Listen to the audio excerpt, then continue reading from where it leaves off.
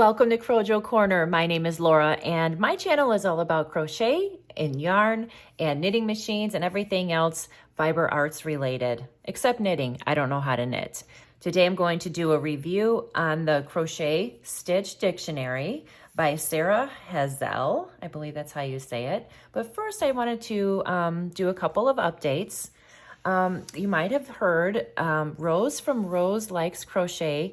She has set up a donation schedule of crocheted items for Wings in Chicago. It's a domestic violence organization.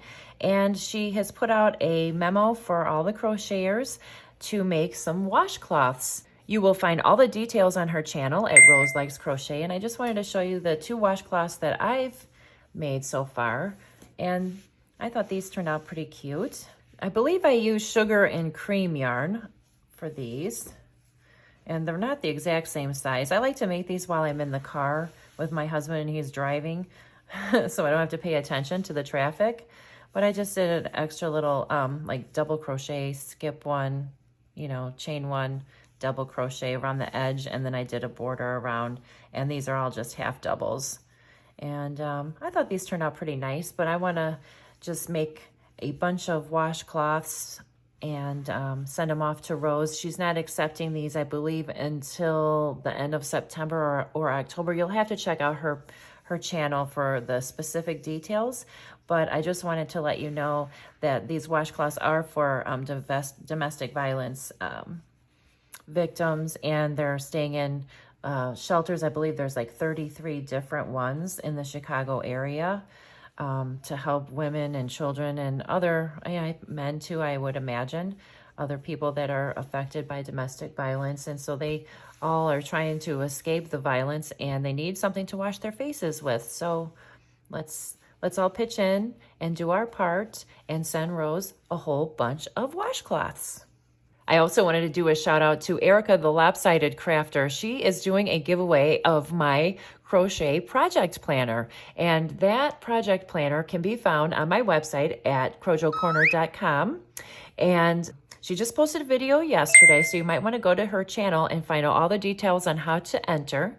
But she's giving away one, and then I'm donating one to her. And she actually has 2 of them to give away. So that's pretty exciting, and I really appreciate her promoting my planner and using my planner and talking about my planner. So yeah, go check out the Lopsided Crafter, and I'll put her link down below. Let's get into the Crochet Stitch Dictionary. This is, it has 200 stitches with step-by-step photos, which I thought was really nice. And I'll just kind of go through the basics with you just so you can kind of see what it's like on the inside. What I really enjoy is when stitch books put the little samplers right here so you can just look them up by number. And, you know, there's some really interesting stitches in here. They've start off with your basic stitches, and then it goes on to different, more complex ones, and there's a lot of other easy ones in there, and I'll kind of go through and show you those. But I thought it was neat. There's some ruffle stitches that I wanted to check out.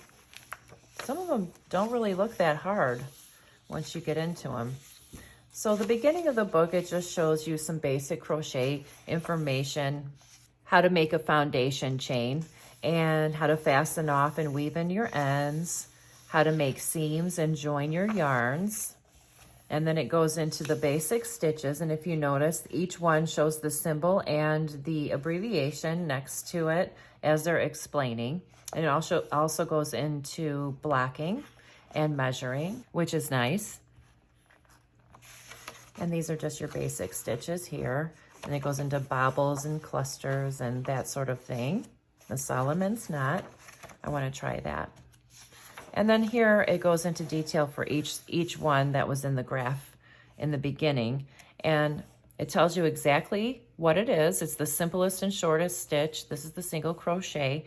And it tells you that you can do it in a multiple of any number of stitches, and it explains exactly how to do it. And what I do love is that each one tells you the multiples, so you can figure out your own patterns. You know, this is really handy, and this is similar to the Crochet Stitch Bible that I did a review on, and I'll put a link to that above. But it has some different stitches in it, and you know, who doesn't want to learn new stitches, right? And what I really like is there is a lot of different mesh type stitches.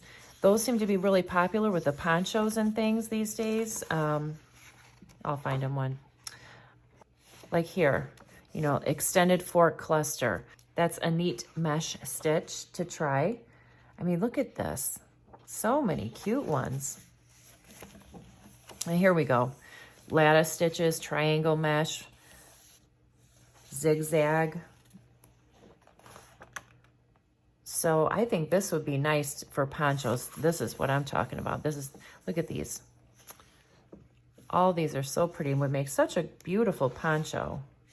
And look at this. It shows you how to make loops. Well, that's different. This would be neat to learn for stuffed animals maybe. You know, if you're into amigurumi. And this is textured tulip cable. And I thought this was neat, the thistle stitch.